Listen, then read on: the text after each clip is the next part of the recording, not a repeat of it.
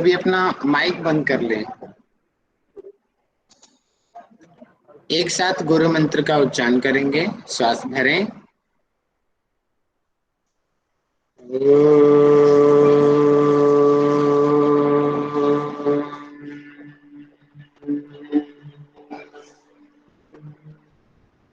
ध्यान मूलम गुरुर्मूर्ति, पूजा मूलम गुरुर्पदम्, मंत्र मूलम गुरुर्वाक्यम्, मोक्ष मूलम गुरुर्कृपा। ओम गुरु ब्रह्मा गुरु विष्णु गुरुर्देवो महेश्वरा, गुरु साक्षात् परब्रह्मा, तस्मै श्री गुरुवे नमः। अखंड मंडलाकारं व्यापतं येन चराचरं, तत्पदं दर्शितं येन तस्मै श्री गुरुवे नमः। तस्मै श्री गुरुवे नमः। तस्मै श्री गुरुवे नमः। ओम शांति शांति शांति। अपने हाथों को मिलाएं और आपस में रब करें। अपनी आंखों पर लगाएं। अपने आप से संकल्प करते हुए कि आज हम जिस भी चीज का अध्ययन करेंगे पूरे मन के साथ, पूरे शारीरिक मानसिक ऊर्जा के साथ उन चीजों को ग्रहण करेंगे और अपने जीवन में भी उन चीजों को अप्लाई करें। धीरे से आंखें खोल लें। सभी को सादर प्रणाम। हम भागवत गीता का हम शुरू कर चुके हैं। भागवत गीता में 700 श्लोक हैं और 18 इसमें अध्याय हैं। मैं आज दोबारा से इंट्रोडक्शन दे देता हूँ। कुछ लोग नए हैं और बाकी जो पुराने लोग हैं उन लोगों का रिवीजन हो जाएगा। ठीक है, मेरी स्क्रीन सभी को विजिबल है? बता देंगे सभी। Yes sir. ठीक है जी। भागवत गीता जो है ये महाभारत के युद्ध के समय भागवत गीता का निर्माण हुआ और महाभारत का जो युद्ध है कौरवों और पांडवों के बीच में लड़ा गया। कौरवों के पक्ष में जिसमें दुर्योधन है, पितामह भीष्म है, द्रोणाचार्य है, कृपाचार्य है और भी 11 क्षणिक सेना दुर्योधन के पक्ष में खड़ी है। और पांडवों के पक्ष में कृष्ण जी हैं, 5 पांडव हैं और अन्य महारथी भी हैं। तो पांडवों की तरफ से जो मुख्य केंद्र जो है वो सबसे श्रेष्ठ जो योद्धा है वो अर्जुन है। और अर्जुन के मन में सामने देख करके मोह उत्पन्न हो गया कि सामने मेरे गुरु खड़े हैं, मेरे पितामह खड़े हैं, मैं उनको कैसे मारूं? उनको मारूंगा तो फिर मुझे राज्य भी मिल जाएगा, तो उस राज्य का क्या लाभ? तो वो मोह से ग्रसित हो गया, उसके हाथों से शस्त्र गिरने लग गए। तो उसके मोह को दूर करने के लिए कृष्ण जी ने भागवत गीता का ज्ञान उसको सुनाया। तो भागवत गीता में 700 श्लोक हैं और इन 700 श्लोक को 18 भागों में डिवाइड किया गया है। इन 18 भागों को हम 18 अध्याय कहते हैं। और योग की इतनी बड़ी महानता है कि योगेश्वर कृष्ण जी ने 18 के 18 अध्यायों के जो नाम हैं उसके नाम में ही हर चैप्टर के नाम में योग शब्द को यूज किया गया है। तो यहीं से मैं योग की कितनी बड़ी महत्ता है कि स्वयं कृष्ण जी योग को कितना ज्यादा मानते हैं। तो 18 चैप्टर्स के नाम इस प्रकार हैं। पहला चैप्टर जो है उसका नाम है अर्जुन विषाद योग। इसमें महाभारत का युद्ध की प्रारंभिक स्थिति बताई गई है।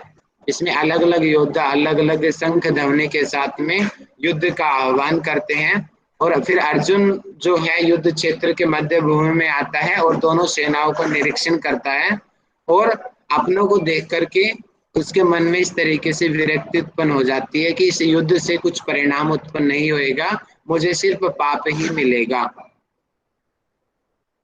तो यानी कि वो अपने वास्तविक जो धर्म को भूल गया था, अब उस धर्म को वापस अपने अर्जुन को अपनी जगह पे लाने के लिए कृष्ण जी ने भागवत गीता का ज्ञान सुनाया। और जो कृष्ण जी के वचन हैं वो द्वितीय अध्याय से शुरू होते हैं। प्रथम अध्याय में सिर्फ अर्जुन के ही वाक्य होते हैं और इसके अलावा धृतराष्ट्र और संजय के वाक्य होते हैं। दूसरे चैप्टर का नाम है सांख्य योग। सांख्य का सामान्य से अर्थ जो होता है ज्ञान से लिया जाता है। इसके अंदर जो हमारे योग की परिभाषाएं मिलेगी, समत्तम योग उच्यते योग कर्म से कौशलम। इसके अलावा आत्मा का स्वरूप इसमें मिलेगा कि आत्मा अजर है, अमर है, शाश्वत है, इसको शस्त्र नहीं काट सकते, हवा नहीं सुखा सकती, अग्नि नहीं जला सकती। इस तरीके से आत्मा के अनेकों जो स्वरूप के बारे में वहां पे बताया गया है कि आत्मा की क्या क्या क्वालिटी होती है, कैसे आत्मा एक शरीर से दूसरे शरीर में जाती है। स्थित प्रज्ञ अर्थात जो वास्तविक जो योगी होता है उसके क्या क्या लक्षण होते हैं। स्थिर बुद्धि वाला होता है, वह अपने मन के ऊपर नियंत्रण रखता हुआ अपनी बुद्धि का प्रयोग करता हुआ अपने प्रत्येक कार्य को करता है। योगी के लिए जो रात्रि है वो भी दिन के समान है। जो सामान्य जन जो रात्रि समझते हैं, योगी जन उसके दिन की तरह समझते हैं। और जो स्थित प्रज्ञ अर्थात योगारूढ़ जो साधक है वो कछुए की तरह होता है। जैसे कछुए पर अगर कोई प्रहार किया जाए तो कछुआ जिस प्रकार अपने अंगों को अंदर की तरफ समेट लेता है, उसी प्रकार जो योगी है अगर उसको लगता है कि उसकी इंद्रियां विचलित हो रही है तो अपनी इंद्रियों को अंतर्मुखी बना लेते हैं, जिसको हम प्रत्याहार भी कहते हैं। और समुद्र का भी यहाँ पे उदाहरण दिया गया है। जैसे कि समुद्र होता है और एक नदी होती है। समुद्र एक योगी की तरह है और नदी सामान्य व्यक्ति की तरह है। नदी में अगर थोड़ा सा पानी ज्यादा आ जाएगा तो नदियों के किनारे टूट जाते हैं और बाढ़ आ जाती है और आसपास के गांव डूब जाते हैं। जबकि समुद्र में चारों तरफ से हजारों नदियों का पानी आता है, लेकिन समुद्र कभी अपनी सीमा नहीं तोड़ता। तो इसी प्रकार जो योगी व्यक्ति होता है वो कभी अपनी सीमा नहीं तोड़ता, और जबकि सामान्य जन एक सामान्य नदी की तरह होते हैं। सांख्य का अर्थ बताया गया कि ज्ञान होता है। थर्ड चैप्टर में कर्म योग के बारे में बताया गया कि कर्म योग क्या होता है, कि कैसे कर्म करने चाहिए, हमें कर्तव्यनिष्ठ कर्म करने चाहिए, जिस प्रकार यज्ञ किया जाता है उस प्रकार के कर्म हमें करने चाहिए। लोक संग्रह के बारे में यहाँ पे बताया गया है। ये शायद छोड़ दिया था, मैं दोबारा बता दूंगा लोक संग्रह के बारे में। तो यहाँ पे चतुर्थ अध्याय में ज्ञान कर्म संन्यास योग इसका नाम है। इसमें योग की परंपरा के बारे में बताया गया है, संन्यास योग के बारे में बताया गया है, कितने प्रकार के कर्म होते हैं। कल हम लोगों ने पढ़ा था कि कर्म, अकर्म और विकर्म। भगवत गीता में 3 प्रकार के कर्म बताए गए हैं। वर्ण 4 प्रकार के वर्ण होते हैं, क्षत्रिय, वैश्य, ठीक है, शूद्र और ब्राह्मण। 4 प्रकार के वर्णों में डिवाइड किया गया है। यज्ञ की विधि को बताया गया है। प्राणायाम के बारे में भी बताया गया है चौथे चैप्टर में, कि प्राणायाम के बारे में बताया गया है कि प्राण और अपान को मिला देना, यानी कि प्राण में अपान का और अपान में प्राण का हवन कर देना, जिसको हम सामान्य रूप से महाबंध के द्वारा और अलग अलग कुंभकों के द्वारा अभ्यास करते हैं। योग की क्रियाओं में इसका किया जाता है। तो विस्तार प्राणायाम का वर्णन भी भागवत गीता में मिलता है चौथे चैप्टर के अंदर। 5वें चैप्टर का नाम है कर्म संन्यास योग, ठीक है। 5वें में कर्म के बारे में, संन्यास के बारे में बताया गया है।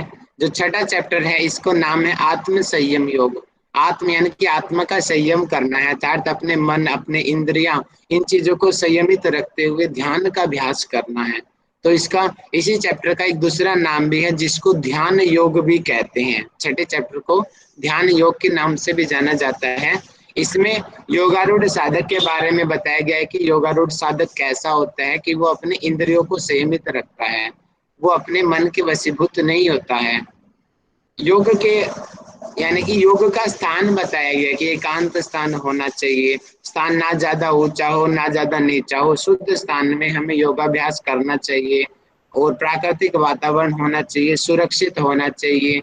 जमीन पे हमें घास बिछा के ऊपर, जो भागवत गीता में तो मृग छाल बताई गई है, अर्थात हिरण की छाल, और उसके ऊपर एक कपड़ा बिछा करके किसी सुखपूर्वक आसन में बैठ करके अपने कमर, गर्दन और शरीर को सीधा रखते हुए नासाग्र दृष्टि के साथ में ध्यान का अभ्यास करने के लिए भागवत गीता में बताया गया है।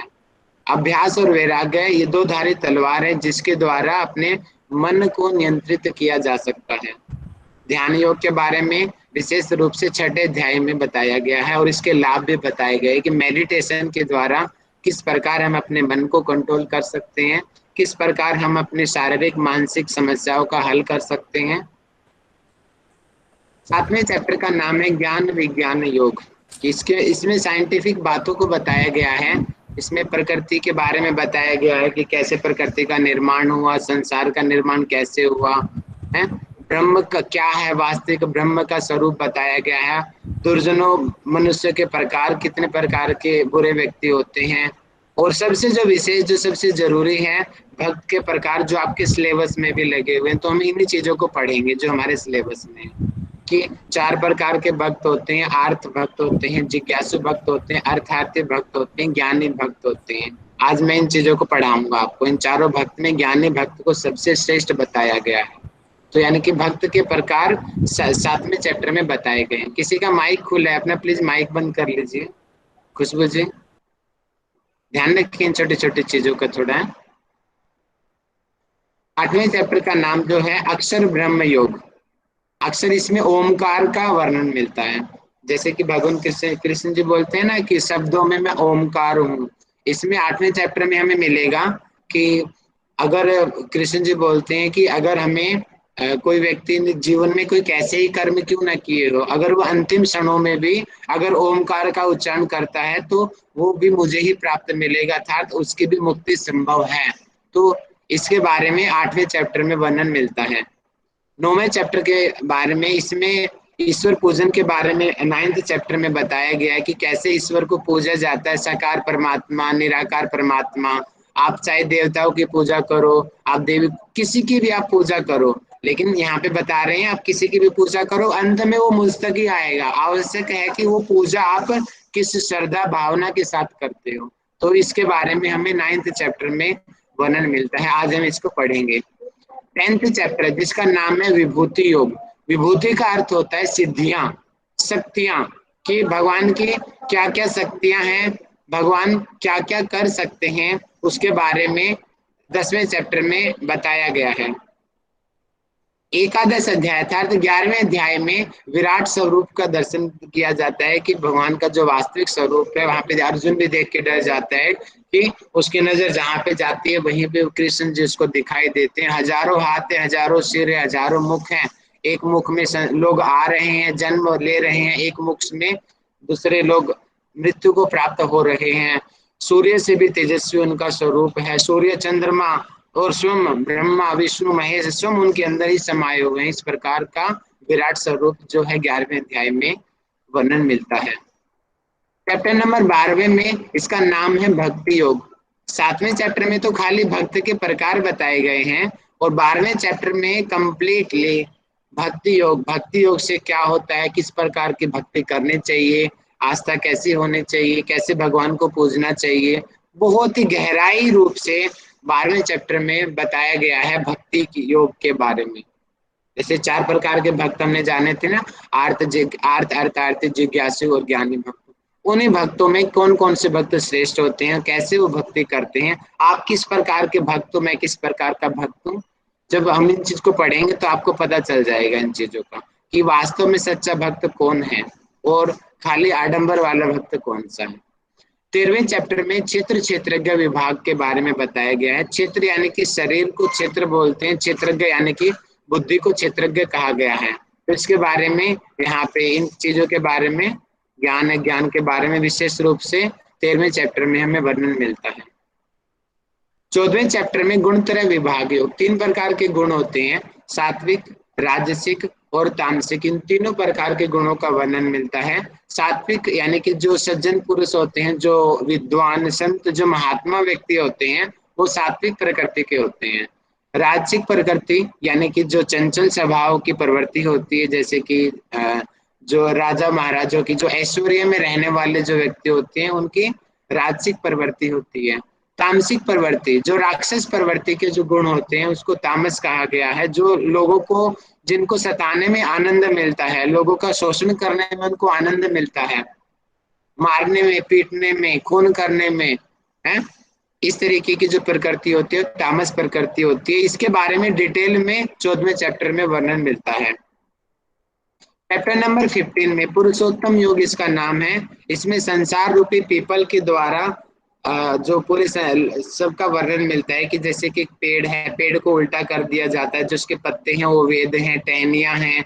किस प्रकार से हम ऊपर, उसकी जो जड़ है वो स्वयं परमात्मा का प्रतीक है, कैसे हमें ऊपर तक पहुंचना है, इसके बारे में पंचम अध्याय में बताया गया है कि उस पेड़ को कैसे हमें काटना है, कि अभ्यास और वैराग्य की जो दो धारी तलवार है उसके द्वारा हम इस संसार रूपी जो जो माया है, जो हमें संसार में बांध के रखती है, उसको काटते हैं, और काट करके कैसे हम ब्रह्म को प्राप्त करें, मुक्ति को प्राप्त करें, मोक्ष को प्राप्त करें, उसका रास्ता पुरुषोत्तम यानी कि जो उत्तम रास्ता इसके अंदर बताया गया है 15वें चैप्टर के अंदर।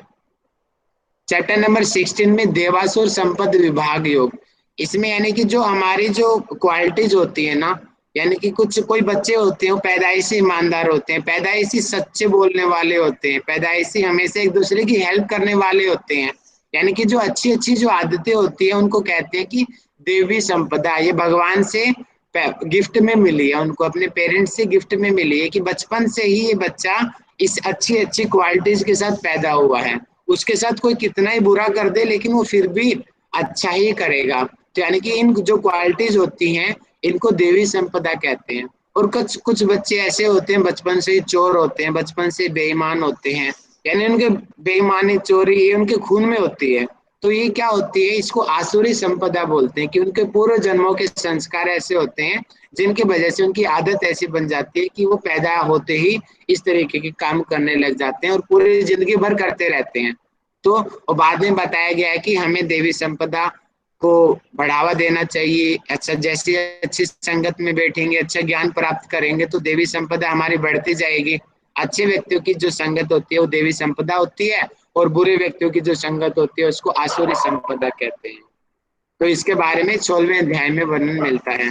17वें अध्याय में श्रद्धा त्रय विभाग योग के बारे में बताया गया है कि 3 प्रकार की श्रद्धा होती है, यानी कि यहाँ पे देखेंगे कि आहार, यज्ञ, तप, दान, ये सभी के सभी 3 प्रकार के बताए गए हैं, कि ईश्वर को भी हम 3 तरीके से पूजते हैं। सात्विक सात्विक प्रकृति से पुरुष भगवान को जानने के लिए, राजसिक प्रवृत्ति कि कुछ भगवान से मिल जाए, मुझे घर मिल जाए, मुझे अच्छी पत्नी मिल जाए, अच्छी मुझे गाड़ी मिल जाए, है। और तामसिक प्रवृत्ति, जैसे रावण की तामसिक प्रवृत्ति थी, मुझे ऐसा शस्त्र मिल जाए जिससे मैं पूरे संसार को नाश कर दूं, भस्मासुर को ऐसी शक्ति मिल गई कि वो जिस पे सिर के हाथ रख दे वो आदमी जल जाए। यानी कि श्रद्धा भी 3 प्रकार की होती है। आहार, आहार जैसे कि फलाहार है, जूस है, ये सात्विक आहार होती है। राजसिक आहार जो मिर्च मसालेदार जो भोजन होता है वो राजसिक आहार होता है। और तामसिक आहार जैसे कि बासी है, सड़ा गला दुर्गंध वाला खाना जो होता है वो राजसिक और सॉरी तामसिक आहार होता है। इस प्रकार से आहार के बारे में 17वें चैप्टर में बताया गया है। तो 17वें चैप्टर में अच्छे से इन चीजों को पढ़ लेंगे। यज्ञ के बारे में बताया गया है कि 3 प्रकार के यज्ञ होते हैं, एक सात्विक होता है, राजसिक, तामसिक, तप सात्विक, राजसिक, तामसिक। दान भी कई प्रकार का होता है, तो इसके बारे में 17वें चैप्टर में वर्णन मिलता है कि कैसा दान श्रेष्ठ होता है। हमेशा ही ध्यान रखिए 3 तरह के हैं, सात्विक, राजसिक, तामसिक। इन तीनों में सात्विक गुण सबसे ज्यादा श्रेष्ठ होता है। सात्विक गुण वो होता है जो सबका भलाई करे, सबको ज्ञान दे, है, हमेशा एक दूसरे को सपोर्ट करे, वो सात्विक होता है। राजसिक वाले सिर्फ सेल्फिश लोग होते हैं और तामसिक वाले क्रूर व्यक्ति होते हैं। 18वें अध्याय में इसका नाम है मोक्ष संन्यास योग। अर्थात क्या है कि मोक्ष के बारे में अंतिम चैप्टर में, क्योंकि 17 चैप्टर कृष्ण जी ने अर्जुन को सुना दिए, अब सुनाने के बाद में अंत में बताया कि अब तुम्हें मोक्ष कैसे मिलेगा। बाद में संन्यास के बारे में बताया गया है, कर्म सिद्धि के 5 हेतु बताए गए हैं, ज्ञान कर्ता कौन है, बुद्धि कैसी होनी चाहिए, धृति कैसी होनी चाहिए, और किस प्रकार से भगवान को प्राप्त करके मोक्ष को प्राप्त किया जाए। इस तरीके से इसका वर्णन हमारे अंतिम अध्याय 18वें अध्याय में होता है। 18वें अध्याय को सुनने के बाद में फिर अर्जुन कहता है कि हाँ, अब मेरे अंतर चक्षु खुल चुके हैं, अब मुझे कोई संदेह नहीं है, अब मैं अपने कर्तव्य निष्ठ होकर कर्म करूंगा, ऐसे कर्म करूंगा कि मैं सभी कर्म आपको सौंप के करूंगा, जो मेरा कर्तव्य है मैं उसको पालन करूंगा। अब मेरे सामने मेरा गुरु आ जाए, मेरा भाई आ जाए, मेरे पितामह आ जाए, अगर वो अधर्म के रास्ते हैं तो मैं उनका नाश कर दूंगा। इस प्रकार कृष्ण जी का उद्देश्य यही था कि अर्जुन का जो मोह है वो दूर हो जाए।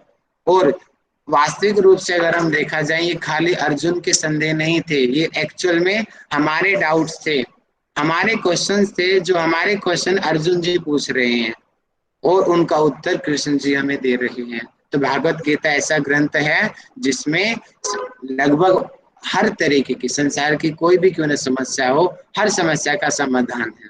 भागवत गीता एकमात्र ऐसा ग्रंथ है जो संसार में सबसे ज्यादा भाषाओं में लिखा गया है, सबसे ज्यादा जो पुस्तकें लोगों तक पहुंची है पूरे संसार में, ये वर्ल्ड रिकॉर्ड है। भागवत गीता ही है ऐसी पुस्तक है जिनको अरबों लोगों ने पढ़ा है, ऐसी पुस्तक है और आगे भी पढ़ता रहेगा। प्राचीन काल में भी इसकी वही मान्यता थी, आज भी वही मान्यता है, और हजारों साल तक भागवत गीता जैसा ग्रंथ ना कभी बना है ना कभी बनेगा। इतना श्रेष्ठ ग्रंथ है, इतने छोटे से ग्रंथों के अंदर एक एक छोटी सी पुस्तक में इतना बड़ा ज्ञान उड़ेल दिया गया। जैसे कि आप देखते हो कि वेद कितने बड़े बड़े वेद हैं, उपनिषद कितने सारे, लगभग 108 उपनिषद माने जाते हैं, पुराण 18 पुराण इतने बड़े बड़े पुराण हैं। अगर हम बात करते हैं कि जो हमारे धर्म के जो धार्मिक जो ग्रंथ हैं, उन धार्मिक ग्रंथों अगर हम निचोड़ बात करते हैं, जैसे कि 10 किलो दूध है, अब 10 किलो दूध में से घी कितना निकलेगा क्या पता, 1 किलो घी निकले, 10 किलो दूध में से क्या पता 1 किलो घी निकले। इस प्रकार अगर हम बात करते हैं कि जो हजारों जो हमारे ग्रंथ हैं, धार्मिक ग्रंथ हैं, पुराण है, वेद हैं, उपनिषद है, इन सभी ग्रंथों का निचोड़ जो है, जैसे 10 किलो दूध का निचोड़ 1 किलो घी था, ऐसे ही सभी ग्रंथों का निचोड़ भागवत गीता है। इसके अंदर सभी का निष्कर्ष बताया गया है। संसार की ऐसी कोई समस्या नहीं है जिसका इसके अंदर समाधान नहीं है। तो इसको वैसे हमें समझने की जरूरत है।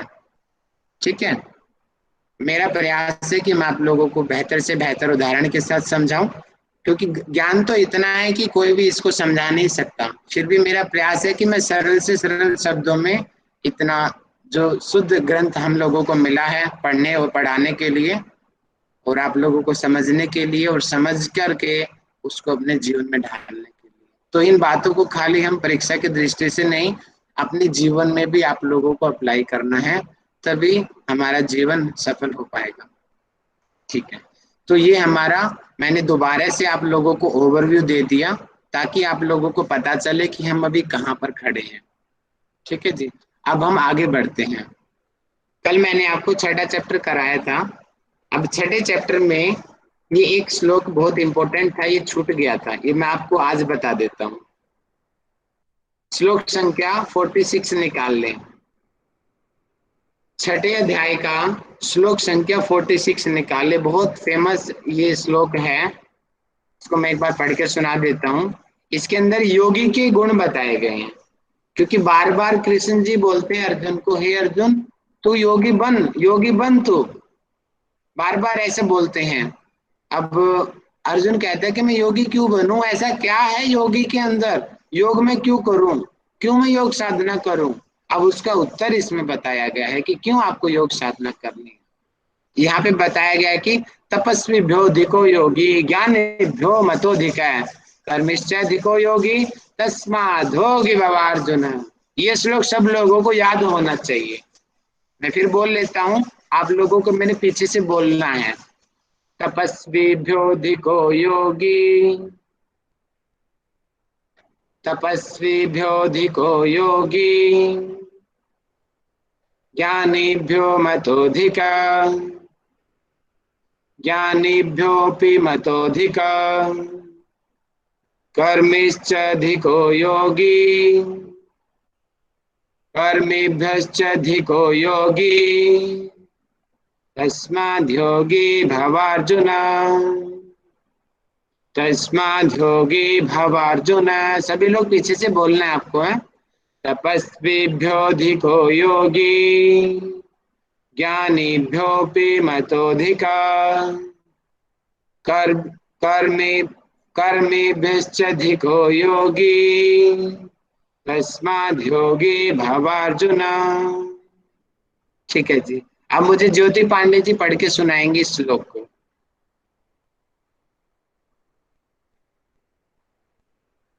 जल्दी सुनाइए। तपस्वी भयो दिको योगी, ज्ञानी भयो निरोधिका, गमर्हीन दिको योगी, तस्मात् योगी भवा। बहुत बढ़िया। आप सभी लोग पीछे से अपने आप प्रैक्टिस करना, ठीक है। इसका अर्थ क्या गया आगे? इसका अर्थ ये क्या है कि देखिए, तपस्वी भ्यो देखो योगी, जो लोग तपस्या करते हैं। तपस्या सुना होगा ना कि एक पैर पे खड़ा हो गया, वो हिमालय पर्वत पे जाके समाधि ले ली उस व्यक्ति ने, है। उल्टा खड़ा हो गया वो कई कई दिन तक। पहले के जब हम पुराने जब कथाएं सुनते हैं तो उनमें मिलते हैं कि उन्होंने ऐसी साधना की। यानी कि जो तपस्या करते हैं, कठोर से कठोर जो तपस्या करते हैं, उन सब में भी योगी जो होता है वो सबसे श्रेष्ठ होता है। अर्थात जो तपस्या करने वालों में योगी सबसे श्रेष्ठ होता है। और ज्ञानी व्योपी मतोधिक है कि अर्थात जो ज्ञानी लोग हैं, प्रचंड विद्वान हैं, अनेक शास्त्रों के ज्ञाता हैं, वेदों के ज्ञाता है, उपनिषदों के ज्ञाता है, संस्कृत के प्रचंड विद्वान हैं, उनमें भी कहा गया है योगी श्रेष्ठ है। अर्थात उन ज्ञानी व्यक्तियों में भी योगी व्यक्ति को हमेशा ही श्रेष्ठ माना जाएगा। कर्म अधिको योगी, कि जो कर्म योग करने वाले हैं, जो सामान्य रूप से सकाम कर्म करते रहते हैं, सांसारिक माया में भटकते हुए, उन सब में भी जो योगी व्यक्ति है वो सबसे श्रेष्ठ होता है। अब तीनों पॉइंट बता दिए कि तप करने वालों में योगी श्रेष्ठ है, ज्ञान अर्जन करने वालों से भी योगी श्रेष्ठ है, कर्म करने वालों में भी योगी श्रेष्ठ है। इसलिए लास्ट की लाइन में फिर कृष्ण जी कहते हैं तस्माद् योगी भव अर्जुन है। इसलिए हे अर्जुन, तस्माद् योगी, इसलिए हे अर्जुन योगी तू बन जा, इसलिए हे अर्जुन तू योगी बन जा। ठीक है, योगी क्यों बन जा? क्योंकि योगी सबसे श्रेष्ठ होता है, इसलिए योग अर्जुन को योगी बनने के लिए कहा जा रहा है। अब चैप्टर नंबर 7वें चैप्टर में हम लोग आ गए हैं। ठीक है, मैं मुख्य मुख्य श्लोक आपको पढ़ देता हूँ। 7वें चैप्टर में आप श्लोक संख्या 4 निकाल लीजिए। ये रहा श्लोक संख्या 4 और 5 दिखाई दे रहा है आप लोगों को? ठीक है, यहाँ पे क्या दिया हुआ है, एक तरीके से दो भागों में उन्होंने डिवाइड किया गया है प्रकृति को। एक को बोलते हैं परा प्रकृति और एक को बोलते हैं अपरा प्रकृति। यानी कि पृथ्वी, जल, अग्नि, वायु, आकाश। ये जल्दी माइक खोल के बताओ, इनको हम क्या शब्द दिया जाता है इन चीजों को? पंच महाभूत। बहुत बढ़िया, इनको हम पंच महाभूत कहते हैं। मन, बुद्धि, अहंकार, इनको क्या कहते हैं? मन, बुद्धि, अहंकार को बताओ। सर चित्त कहते हैं। चित्त कहते हैं। हाँ, कोई लोग चित्त कहते हैं, कुछ लोग अंतःकरण भी इसको कहते हैं। ठीक है, तो इस प्रकार से 8 प्रकार से विभाजित मेरी प्रकृति है। इसको जड़ प्रकृति कहते हैं, इसको अपरा प्रकृति भी कहते हैं। और इसकी एक दूसरी प्रकृति होती है जिसको चेतन प्रकृति कहते हैं, यानी कि जिसमें आत्मा का निवास होता है, जो स्वयं परमात्मा का प्रतीक है। देखिए, ये जो 8 प्रकार की बताई गई है भेद वाली, माइक खोल के बताओ इसको कौन सी प्रकृति कहते हैं?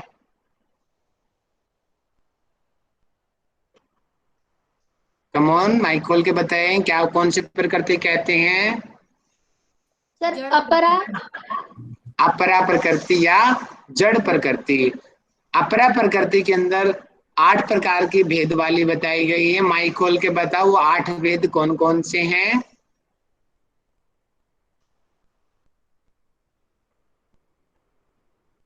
पृथ्वी, जल, अग्नि, वायु, आकाश, मन, बुद्धि, अहंकार। बहुत बढ़िया, बहुत बढ़िया। अब मुझे बताएं, जो परा प्रकृति है उसमें क्या आता है? वेद और उपवेद। ना जी, ना जी, गलत गलत चले गए। ऋतु, इसमें स्मृति और ऋतु कुछ नहीं जी, इसमें स्वयं परमात्मा रूपी जो आत्मा है ना, चेतना को, जो कॉन्शियसनेस है हमारी वास्तविक जो आत्मा, समझ लीजिए आप इस तरीके से, स्वयं परमात्मा है। उसको परा प्रकृति कहते हैं। ठीक है, अब आप श्लोक संख्या 13 निकाल लीजिए।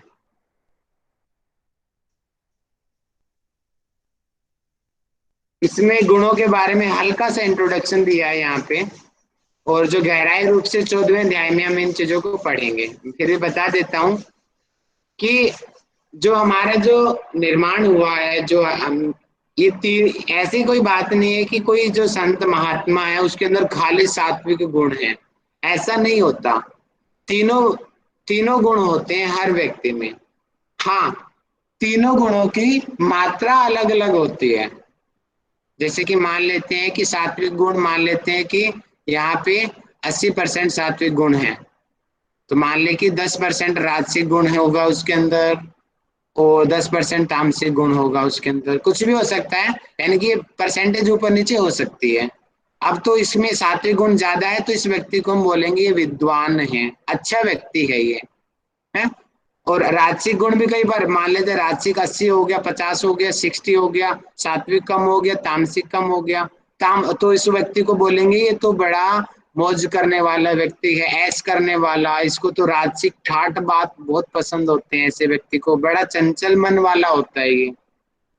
तामसिक प्रवृत्ति, जब किसी में तामसिक प्रवृत्ति बढ़ जाएगी तो वो क्रूर, अत्याचार करने वाला, एक दूसरे को सताने वाली प्रकृति उसकी हो जाएगी।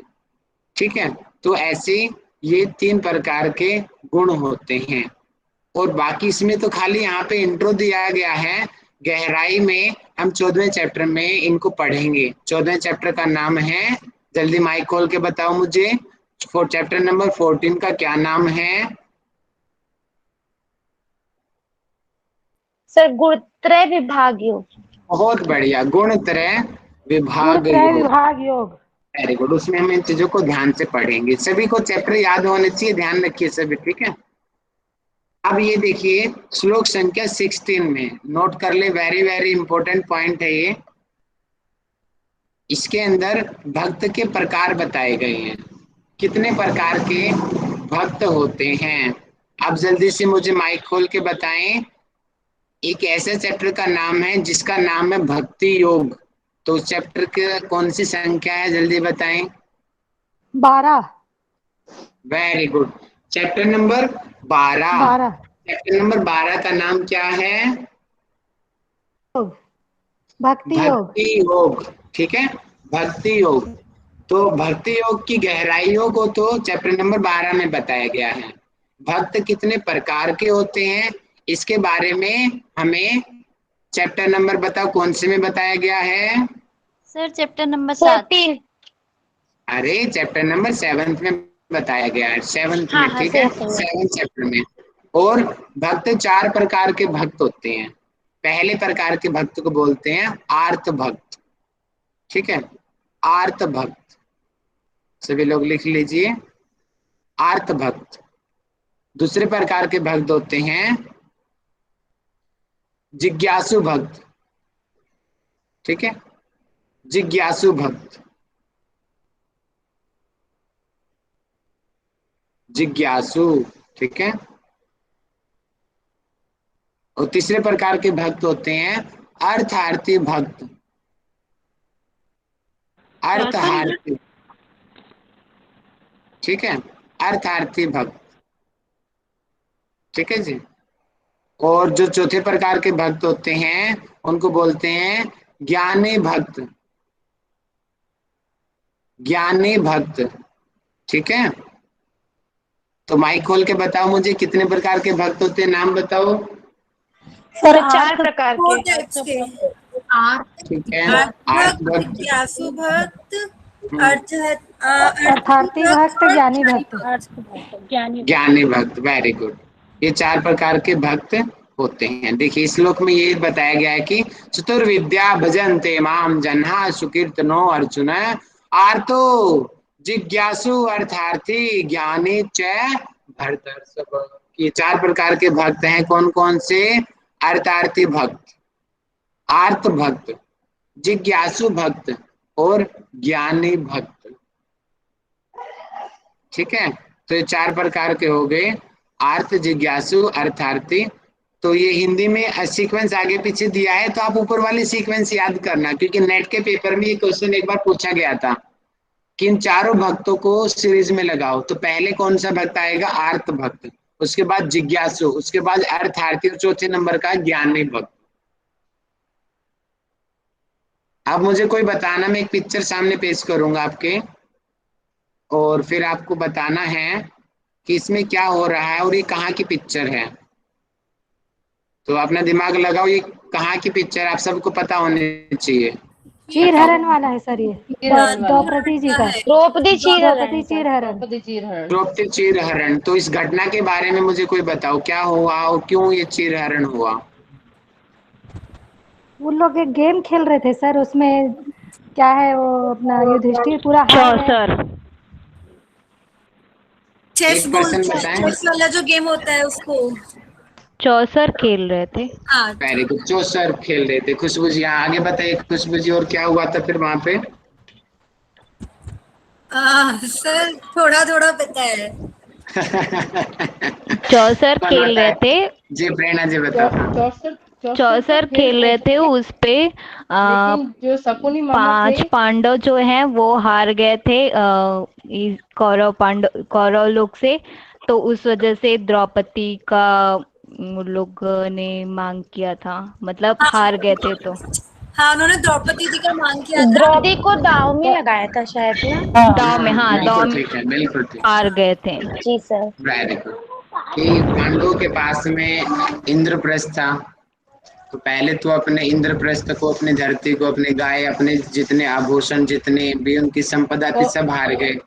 फिर एक एक करके अपने पांचों भाई नकुल, सहदेव, हैं, अर्जुन, भीम, खुद वो अपने आप को युधिष्ठिर भी हार गया। और उसके बाद में क्योंकि शकुनी उनका मेन टारगेट तो क्या था, उसको द्रौपदी को शकुनी जीतना, मामा के उसको पास अपनी, जो पासे थे, शकुनी मामा के हाँ पास जो पासे थे, तो वो शकुनी मामा के बोलने पर जैसे वो बोलते थे वैसे आ जाते थे। हाँ। तो ये तो गेम उनको, नहीं था, ये उनके छल था। भांजों ये को पता था। हाँ ये छल इनको था, और वो फंसाने के उन, लिए किया गया था ये। हाँ ठीक है। शकुनी और मामा वास्तव चाहते में थे कि पांडवों से सारा कुछ छीन लिया जाए और उनको रोड पे लेके आ जाए। बहुत बढ़िया, बहुत बढ़िया। तो ये जुआ होता है, ये एक्चुअल में छल ही होता है। आज भी जो जुआ खेला जा रहा है ये छल ही है, इसलिए इनसे बचना चाहिए, क्योंकि इसमें हमारी जो बुद्धि है, बुद्धि काम करना बंद कर देती है। आप यहीं से अनुमान लगाइए। पासे किस चीज से बने थे? ये बताइए, युधिष्ठिर को एक अन्य किस नाम से जानते हैं हम लोग? बताओ। धर्मराज। Very good, Dharmraj. युधिष्ठिर इतना बड़ा, संसार में सबसे बड़ा धर्म का ज्ञाता था वो। सबसे, उससे ज्यादा अच्छा धर्म किसी की कोई नहीं जानता था, क्योंकि स्वयं धर्मराज का पुत्र था वो। जैसे अर्जुन इंद्र का पुत्र था, कर्ण सूर्य का पुत्र था, नकुल सहदेव अश्विनी कुमार के पुत्र थे, हैं, भीम जो है वो वायु का पुत्र था, पवन देव का पुत्र था। तो ऐसे ही जो होता है, युधिष्ठिर धर्मराज का पुत्र था, तो उससे बड़ा धर्म कोई नहीं जानता था। तो जुआ के अंदर जब युधिष्ठिर बैठा तो उसका धर्म भी काम करना बंद कर गया, उसकी बुद्धि भी भ्रष्ट हो गई। जब इतने बड़े ज्ञानी व्यक्ति की बुद्धि भ्रष्ट हो सकती है, तो आप और हम जैसे लोगों की तो होनी आम बात है। इसलिए कहते हैं कि जुआ से, चौसर से दूर रहना चाहिए, क्योंकि इससे हमारी बुद्धि काम करना बंद कर देगी। और हमने पढ़ा है कि बुद्धि का विनाश होने से क्या हो जाता है, जल्दी बताओ हमें। पढ़ाया था मैंने आपको, बुद्धि विनाश हुआ तो क्या हुआ? आदमी का सर्वनाश हो जाता है। सर्वनाश हो जाता है। सर्वनाश हो जाता है बुद्धि का नाश हो जाने से। तो इसलिए इन चीजों से दूर रहना चाहिए। तो वापस आता हूं मैं अपने टॉपिक के ऊपर। 4 प्रकार के भक्त हमने पढ़ा कि आर्त भक्त, जिज्ञासु भक्त, अर्थार्थी भक्त, ज्ञानी भक्त। कि हम भगवान की भक्ति करते हैं, अलग अलग परिस्थितियों में की जाती है। कि जैसे कि अभी आप लोग परीक्षा के दौरान क्या भक्ति करते हो भगवान की? जल्दी मुझे माइक खोल के बताओ। एग्जाम के दिन कई लोग गोला देते हैं ना भगवान को, कि एग्जाम अच्छा हो जाए। भगवान को रिश्वत देते हैं ना हम लोग, सभी लोग है, भगवान मुझे पास करा दे, मैं तेरे को 100 रुपए का प्रसाद चढ़ाऊंगी, तो मैं ये करूंगी। क्वेश्चन इजी इजी आ जाए, जो बन जाए। तो ऐसे कौन से भक्त होते हैं? ऐसे भक्त को अर्थार्थी भक्त कहते हैं कि जो आप लोग कोई चीज पाने के लिए भगवान की पूजा करते हो, अर्थ मिल जाए हमें, मुझे परीक्षा मेरे पास हो जाए, अरे मुझे अच्छी पत्नी मिल जाए, अच्छे मुझे घर मिल जाए, मुझे गाड़ी मिल जाए, मुझे बंगला मिल जाए, घर मिल जाए, है सर सब अच्छी मुझे ऐसे नौकरी करते मिल हैं। जाए, कुछ पाने के लिए जब हम भक्ति करते हैं। आज के जमाने में तो सबसे ज्यादा अर्थार्थी भक्ति ही मिलेंगे। जी 95% सब ऐसे ही है। हाँ जी, आज के जमाने में तो अर्थार्थी भरे पड़े हैं। ठीक है, हाँ तो अर्थार्थी तो हो गया, यानी कि जो अर्थ की जिज्ञासा से जो भगवान की भक्ति करते हैं उसको अर्थार्थी भक्त कहते हैं। अब द्रौपदी जो है, पहले तो द्रौपदी ने क्या किया, जो सामने बैठे थे पितामह भीष्म बैठा, द्रोणाचार्य, उनके पांचों जो पति थे वो बैठे थे, और सभा में जो और लोग बैठे थे सब लोगों से रिक्वेस्ट किया, है ना, लेकिन किसी ने कुछ नहीं कर पाए, कोई कुछ नहीं बोला।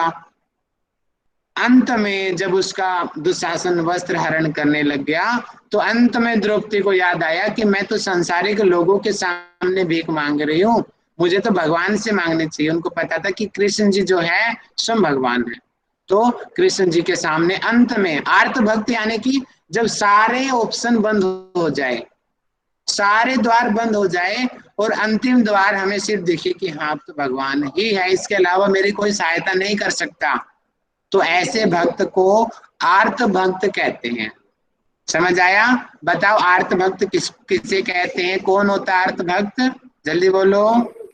सर आर्थ भक्त वो होता है जब हमारे सारे रास्ते बंद हो जाते हैं, हमें कोई उपाय नहीं सोचता, तो हम आखिर में भगवान के द्वार पे ही जाते हैं और उनसे प्रार्थना करते हैं और पूजा करते हैं। ऐसे भक्त आर्थ भक्त कहलाते हैं। बहुत बढ़िया, बहुत अच्छा आपने बताया। आर्त भक्त वो होते हैं कि अंतिम क्षणों में या भगवान की भक्ति करना, बाकी टाइम नहीं करना, बिल्कुल लास्ट गर्दन कटने वाली है उस टाइम में भगवान को याद करना, फिर भी भगवान सुन लेता है। जैसे द्रौपदी की सुनी, अंतिम टाइम में भी भक्ति तो किया, कैसे किया, किया तो है, उनको फल भी मिलता है। तो ऐसे भक्तों को आर्त भक्त कहते हैं। भगवान अब को अर्थ सब कुछ पता होता है, भगवान को सब कुछ पता होता है कि हाँ ये हाँ जी, टाइम ये होने वाला है।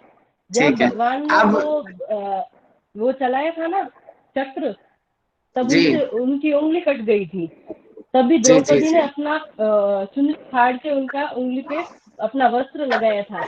तो भगवान हाँ को जी, सब हाँ जी। पता था कि ये मुझे अपना ये यहाँ पे चुकाना है। तो कर्म फल का सिद्धांत यहाँ से सिद्ध हो गया कि एक समय द्रौपदी ने कृष्ण की सहायता किया, अब कृष्ण जी ने उसी कर्म का फल उसको दिया, यानी कि कर्म फल के सिद्धांत को कोई बदल नहीं सकता। अगर आप किसी का अच्छा करोगे तो आपका रिटर्न अच्छा होगा ही होगा। क्लियर?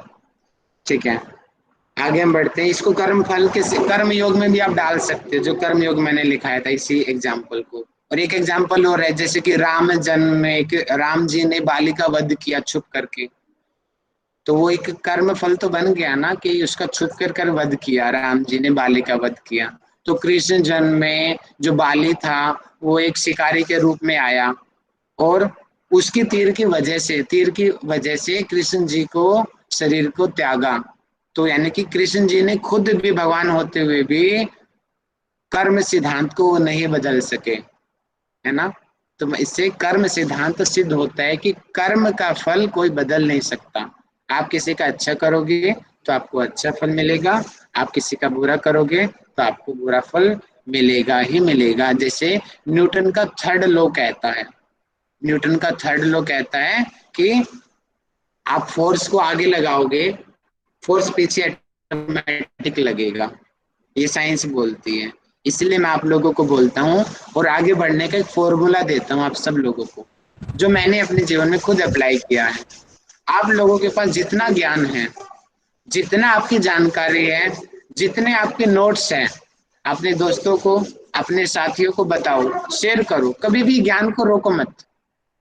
आप ज्ञान को जिस दिन रोकना शुरू कर दोगे वो ज्ञान आपके यहाँ से भी चला जाएगा। उस ज्ञान को बांटो, ध्यान रखना, ये आगे बढ़ने का बहुत अच्छा फॉर्मूला है। ज्ञान बांटोगे ना, आपका ज्ञान कई गुना ऑटोमेटिक बढ़ जाएगा। ठीक है, इस चीज से आप ध्यान रखें इस चीज का। सर तो एक वापिस आते हैं हम एग्जांपल अपने लेना टॉपिक। था। जी बोलो। जैसे सर हम ये बोल सकते हैं कि हमारी जो जीवन रेखा है वो एक बॉल की तरह है। जैसे ही हम बॉल को फेंकते हैं वो दीवार से लग के दोबारा हम तक वापस आती है। इस तरह से भी हम समझ सकते हैं ना। हाँ हाँ, वो न्यूटन का थर्ड लॉ ही बोल रहे हो ना आप, उसी का एग्जाम्पल आपने दिया है ना। यस सर, हाँ जी। जी ओके जी, ओके, वेरी गुड जी, वेरी गुड, बहुत बढ़िया। साइंस के साथ समझते जाओ इन चीजों को। आगे हम पढ़ते हैं जिज्ञासु भक्त। अब जैसे कि आप सब लोगों की, कुछ लोगों की एक तो होता है कि एग्जाम पास करने के लिए चीजों को पढ़ते हो, जैसे कि कुछ लोग हैं कि सिर्फ एग्जाम के दृष्टिकोण से लेक्चर ले रहे हैं, और आप में से कुछ लोग ऐसे हैं कि वो एग्जाम की वजह से नहीं आ रहे क्लास में, वो बोलते हैं कि हमें अच्छा लगता है इस बुक को पढ़ना, भगवान के बारे में जानना हमें अच्छा लगता है। ऐसे हैं ना, कितने लोग ऐसे व्यक्ति हमारी क्लास में जो एग्जाम के लिए नहीं, उनको पढ़ना अच्छा लगता है इसलिए वो आए हैं। हाँ जी, वेरी गुड। खुशबू जी हैं, भारती जी हैं, भारती जी हैं, ममता जी हैं, बहुत बढ़िया जी। मानस साहू जी हैं, और आशा जी हैं, किरण जी हैं। किरण जी माइक खोल के बताओ थोड़ा अपना अनुभव। जी सर। बहुत बढ़िया जी, बताओ जी थोड़ा सर। अनुभव। अनुभव ये है सर कि हम इसको अपने शारीरिक स्वास्थ्य लाभ के लिए भी ले रहे हैं सर को, और क्या बोलते हैं कि भविष्य में जैसे किसी को जानकारी दे सकें सर, ये है। और अपना खुद का एक्सपीरियंस बढ़े सर, ये सब चीज़ों के बहुत लिए बढ़िया, हम करते हैं। वेरी गुड, वेरी गुड, बहुत बढ़िया। यानी कि कुछ लोग, यानी कि अर्थार्थी, यानी कि जो एग्जाम के लिए पढ़ रहे हैं वो अर्थार्थी हैं। जी सर जी। जो अपने ज्ञान को बढ़ाने के लिए पढ़ रहे हैं वो जिज्ञासु हैं। और जो अंतिम क्षणों में पेपर आ गए भैया अब तो पढ़ना पड़ेगा, वो कौन से भक्त हैं? सर और जो ये तीनों क्वालिटी एक साथ हो तो आर्थ भक्त। आर्त भक्त भैया करना ही पड़ेगा, हम फेल हो लोग जाएंगे पढ़ते नहीं भी तो। हैं, हम तो पढ़ते भी हैं और एग्जाम के टाइम भगवान को बोलते भी है कि भगवान पास कर ठीक देना। है, वो आर्त हो गए। अब तीन प्रकार के भक्त हमने पढ़ लिया, आर्त भक्त, जिज्ञासु भक्त और अर्थार्थी भक्त। अब चौथे प्रकार का भक्त हम पढ़ते हैं जिसका नाम है ज्ञानी भक्त। मतलब कि भक्त यानी कि भगवान को प्राप्त करने के लिए जो विधियों को अपनाए और उन भगवान को प्राप्त किया जाए। तो जो ज्ञानी भक्त होता है, और कृष्ण जी खुद कहते हैं कि इन चारों प्रकार के भक्त में मुझे ज्ञानी भक्त सबसे ज्यादा प्रिय होता है, श्रेष्ठ होता है। ज्ञानी भक्त यानी कि जो ज्ञान के जरिए अपने कर्मों को करता हुआ मुझ परमात्मा तक पहुंचता है, वो सर्वश्रेष्ठ भक्त होता है। कि उसको ज्ञान भी होगा, जैसे आप लोग अभी ज्ञान अर्जन कर रहे हो, उस ज्ञान को वो जीवन में भी अप्लाई करेगा, और अप्लाई करता हुआ भगवान की जो विधियां हैं उनको भी करेगा, और तत्वों के द्वारा, जैसे कि हम बोलते हैं साइंस के द्वारा, उस भगवान को प्राप्त करेगा, जानने की कोशिश करेगा, जान भी लेगा। ऐसे भक्त को ज्ञानी भक्त कहते हैं। चारों प्रकार के भक्त में ज्ञानी भक्त सर्वश्रेष्ठ होता है, भगवान का सबसे प्रिय भक्त होता है। तो ये हमें, हेलो सर। हम पढ़ेंगे जी। सर ये भक्त के प्रकार जो बताए हैं वो कौन से नंबर श्लोक में है?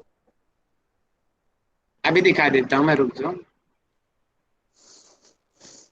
श्लोक 16 संख्या 16, हाँ, संख्या 16, 16 16 ठीक है जी, अध्याय 7 16 में बताए गए हैं। जी ठीक है जी, जी जी आप लोगों ने लिख जी, लिया, थैंक यू हम सर। आगे बढ़ते हैं।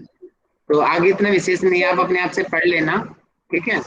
और अब हम चैप्टर नंबर निकालते हैं, 8, चैप्टर नंबर 8 में आ जाएंगे सभी।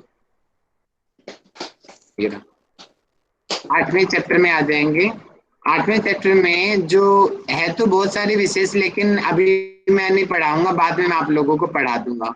इसमें इसका नाम है, चैप्टर नंबर जो 8 है, इसमें क्या है कि इसमें ब्रह्म के बारे में बताया गया है, आध्यात्म के बारे में बताया गया है, कर्म के बारे में भी बताया गया, अधिभूत के बारे में बताया गया, अधिदेव के बारे में बताया गया। तो इतना गहराई अभी हम जाएंगे क्योंकि हमारे पास समय कम है। तो जो विशेष है मैं आपको अभी वो पढ़ा देता हूँ। तो श्लोक संख्या 10 निकाल लीजिए। ये वो आप लोगों के लिए अभी के लिए जरूरी है। इसमें एक योग की विधि भी बताई गई है कि जो भक्ति युक्त जो पुरुष है अंत काल में योग बल के द्वारा, यानी कि योग साधना के द्वारा भ्रिकुटी के मध्य यानी कि आईब्रो सेंटर में अपना ध्यान लगाते हुए, जैसे हम सिद्धासन में लगाते हैं ना, जिसको एक मुद्रा भी बोलते हैं, शांभवी मुद्रा में भी ये ध्यान इस तरीके से दृष्टि लगाई जाती है कि अपनी आंखों को अपनी आईब्रो सेंटर पे लगाएं। फिर उसके बाद में प्राण को अच्छी प्रकार से स्थापित करके अर्थात प्राणों को कंट्रोल करके श्वास प्रश्वास को नियंत्रित करके निश्चल मन से, यानी कि मन में किसी प्रकार का उद्विग्न ना हो, विचार ज्यादा बाहर न भटके, मन यानी कि एक्चुअलिटी में भगवान का स्मरण करना है और दिव्य रूप से परम पुरुष परमात्मा को ही प्राप्त होता है। एक तो ये विधि बता दी कि आईब्रो सेंटर में ध्यान लगाओ, प्राण को नियंत्रित करो और मन को स्थिर करो, इस तरीके से परमात्मा को प्राप्त किया जा सकता है। अंत काल में की बात हो रही है, यानी कि पूरे जीवन भर में उसने कुछ भी किया हो, लेकिन मरने से पहले अगर उसने इस टेक्निक को अपना लिया तो भी उसको मुक्ति मिल जाएगी। ठीक है। और इसके अलावा एक और विधि बताई गई है और वो विधि है ओमकार की विधि।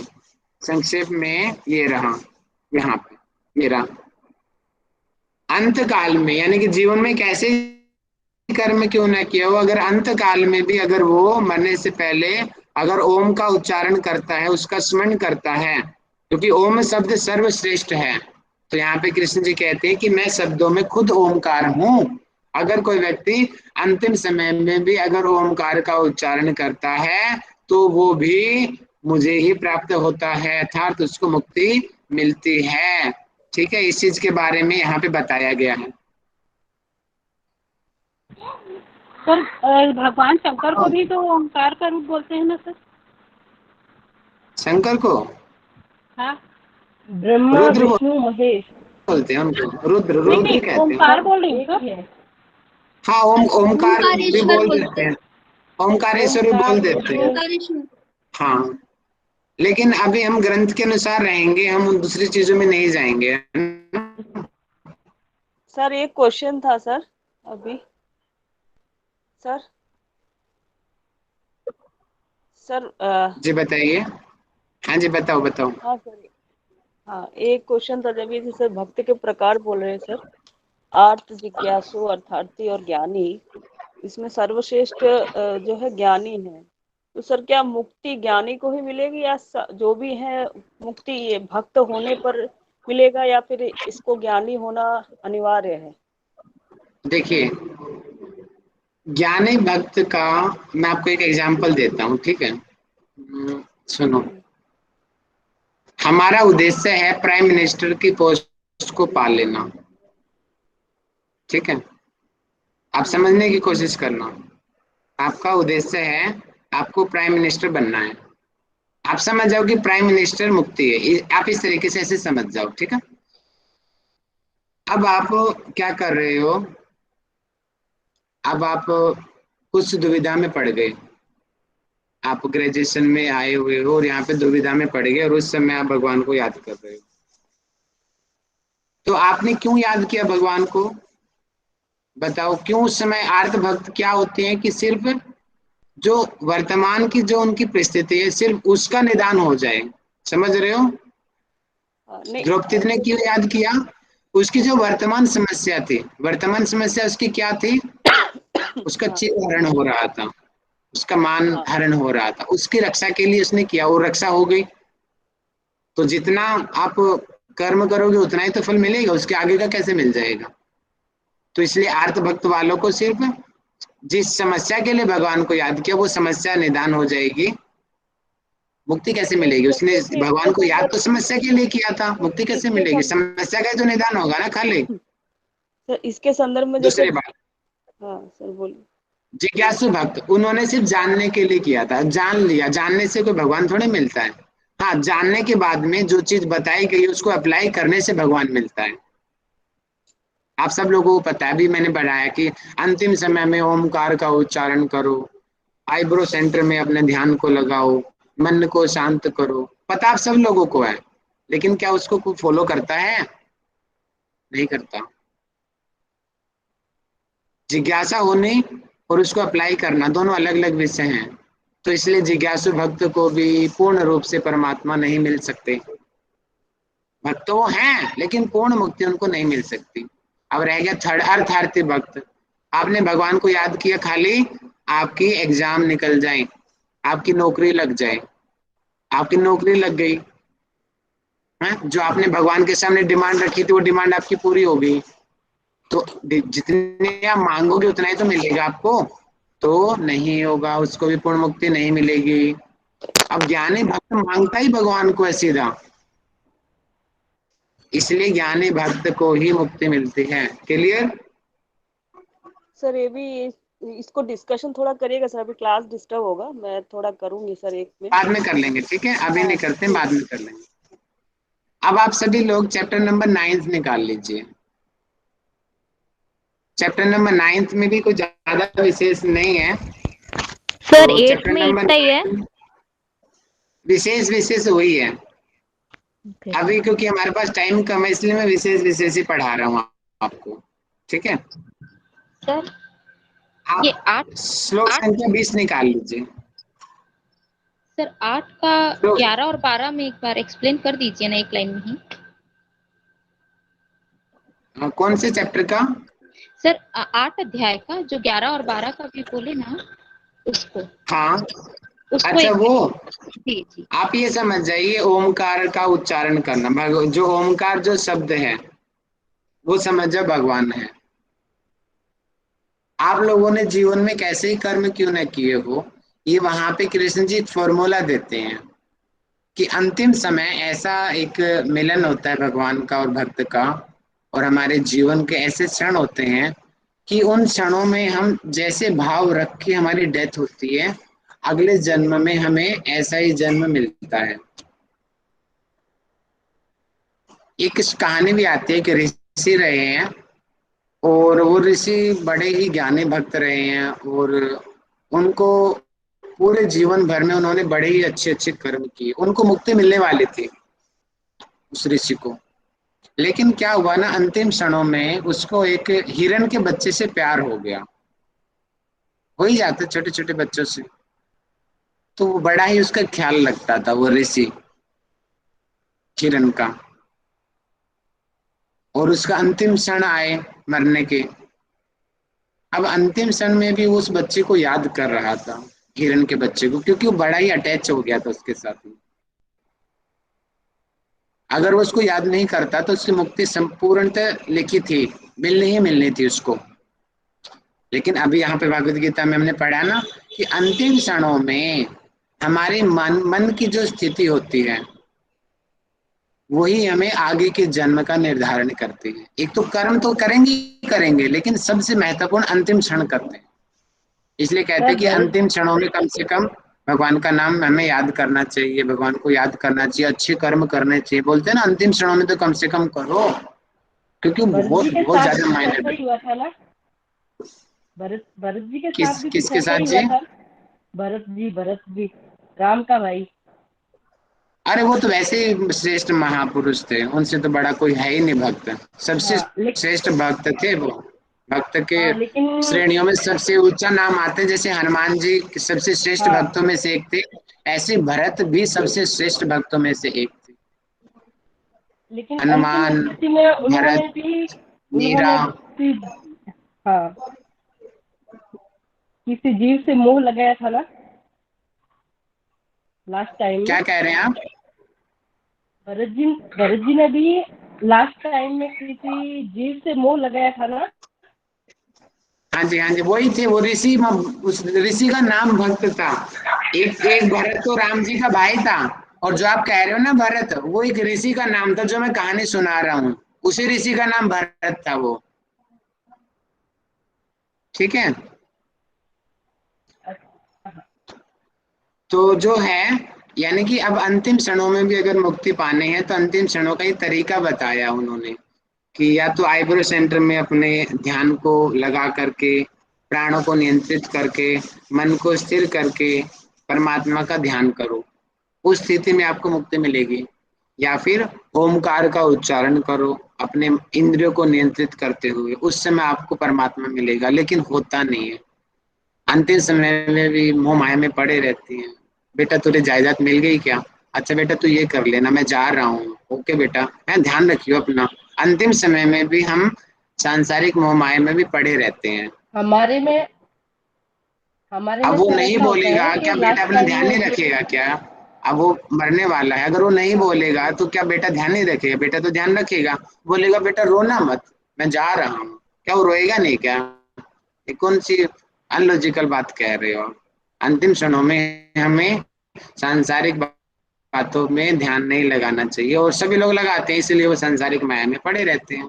तो ये मुक्ति का एक शॉर्टकट बताया है यहाँ पे भागवत गीता के अंदर, कि अंतिम क्षणों में कि ऐसे क्षण होते हैं, अगर आपको इन चीजों का ज्ञान है और इन चीजों को आपने जीवन में अप्लाई किया तो आपको जरूर मुक्ति मिलेगी। ठीक है जी, हम आगे हम भागवत बढ़ते हैं पढ़ अभी। के सुनाते हैं। हाँ जी, भागवत कथा सुनाते हैं। जैसे उदाहरण हाँ भी है ना उसके, राजा परीक्षित जी का, तो अंतिम क्षणों में उन्होंने भागवत कथा सुनी, जिसकी वजह से उनको मुक्ति मिली। बहुत बढ़िया, वेरी गुड। हम लोगों में से गीता का तो पाठ किया जाता है। हाँ हाँ हाँ जी, सब जगह अलग अलग किया जाता है, कुछ भी कर लो। अभी भगवान ने वहां पे कृष्ण जी ने बोला ना, आप हाँ कैसे ही पूजा कर लो, आप राक्षस की भी पूजा करो, लेकिन पूरी श्रद्धा के साथ करना, तो भी आप मुझे ही पाओगे। ऐसे ये बात भी कह दी, किसी की भी पूजा करो लेकिन पूरी श्रद्धा के साथ करो, ठीक है, तो भी आप मुझे ही पाओगे। जरूरी नहीं कि मेरी ही पूजा करो। ये बातें हैं वहां पे, आप ध्यान से पढ़ोगे ना, सर 7th चैप्टर आपको मिलेंगे। हाँ हाँ पढ़ा है मैंने भी। सर एक कहानी सी है सर, छोटी सी। अभी थोड़ा सा मैं चाहूंगा, समय काफी हो गया, तो थोड़ा सा जी नियंत्रित करना पड़ेगा आप लोगों को भी, है ना। Yes sir. आगे हम बढ़ते हैं कि यहाँ पे बताया गया है कि स्वर्ग लोक के बारे में भी चर्चा मिलती है इसके अंदर की, लेकिन एक तरीके से कर्म फल की यहाँ पे बताया गया। एक तरीके स्वर्ग लोक का मतलब यहाँ पे कर्म फल से लिया गया है। स्वर्ग लोक क्या है कि वास्तव रूप से अगर हमारा गृहस्थ है, गृहस्थ जीवन है, संसार में हम रह रहे हैं, हमारा परिवार, हमारी इनकम अच्छी है, घर परिवार अच्छे से खा पी रहे हैं, कोई हमें दिक्कत नहीं हो रही है, तो ये जीवन ही स्वर्ग है।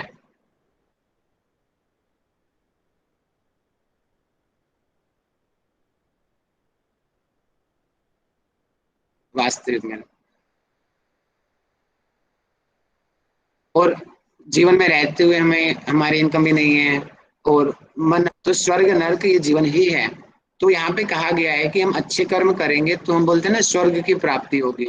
तो अच्छे कर्म करेंगे मतलब कि हमारा जीवन अच्छा जाएगा, और बुरे कर्म करेंगे तो नरक की प्राप्ति होगी, मतलब कि जीवन में बुराइयां आएंगी, जीवन में दुख आएंगे, इसका मतलब ये होता है। क्योंकि जितना हम बैंक में डालेंगे उतना ही तो बैंक वाले हमें देंगे ना। बैंक में अगर हमने 1000 रुपये डाले हैं तो हमें 1000 ही देंगे, वो 1 रुपया भी एक्स्ट्रा नहीं देगा बैंक। वो ब्याज लग जाए तो बात अलग है, लेकिन अगर अकाउंट में 1000 है तो 1000 ही मिलेंगे हमें, एक भी रुपये एक्स्ट्रा नहीं मिल सकता। ठीक इसी प्रकार यहाँ पे कहा गया है कि जितने अच्छे पुण्य से पुण्य कर्म हम करेंगे, वो पुण्य कर्म हमारे स्वर्ग के रूप में, हमारे संस्कारों के रूप में, कर्म फल के रूप में वो स्टोर हो जाएगा, और वो हमें धीरे धीरे में मिलता जाएगा। जैसे कि कई बार हम बड़ी संकट में होते हैं, हमें पता भी नहीं चलता कि कोई अनजान आकर के हमारी सहायता कर देता है और हमारा वो संकट दूर हो जाता है।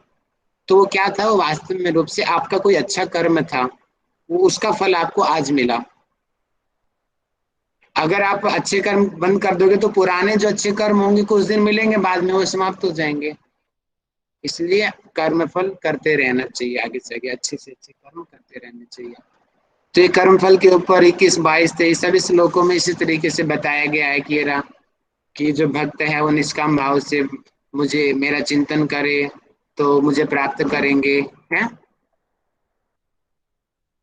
ठीक है, इस तरीके से आप ये 26 श्लोक तक पढ़ लेंगे। इसमें और भी है, पूरा आप लोग पूरा पढ़िए, मैं आपको खाली हिंट हिंट दे रहा हूँ यहाँ पे। तो इसमें कोई विशेष नहीं है। ये देखिए यहाँ पे एक चीज विशेष रूप से बताई गई है, अगर कोई भक्त है मुझे प्रेम से पत्र यानी कि पत्ता या फूल या फल या जल भी अगर मुझे देगा तो शुद्ध बुद्धि और निष्काम प्रेम भक्ति के साथ, अहम भाव के साथ नहीं, निष्काम प्रेम भक्ति के साथ, प्रेम पूर्वक उसको भी मैं प्राप्त करूंगा, वो मुझे प्राप्त होगा और वो मुझे सबसे ज्यादा प्रिय भी होगा। इसका मतलब क्या हो गया, भगवान को आर्थिक माया नहीं चाहिए, क्योंकि माया तो उसी की है, हम उसी का ही पैसा उसी को क्या दिखा रहे हैं, रिश्वत दे रहे हैं भगवान को, ऐसे दे रहे हैं कि उसको हमारी रिश्वत की जरूरत है।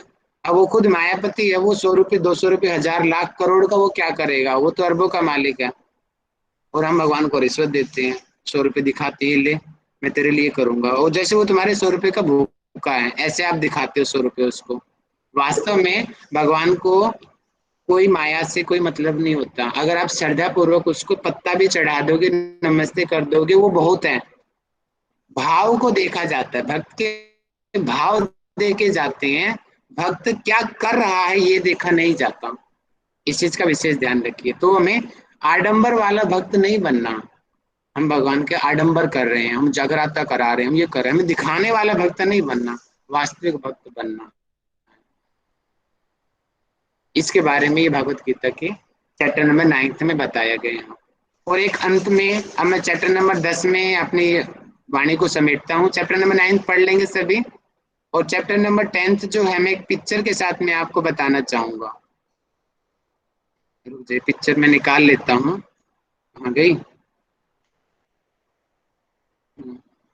नहीं है, एक मिनट रुकिए, ठीक तो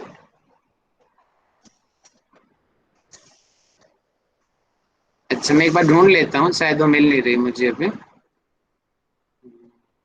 मैंने आपको भेजा था क्या, हाँ ये रहा, मिल गया, सॉरी ये रहा। सभी लोगों को विजिबल है मेरी स्क्रीन, आप लोग जूम कर लीजिए, फोटो थोड़ी धुंधली है लेकिन आप मैनेज कीजिए थोड़ा है।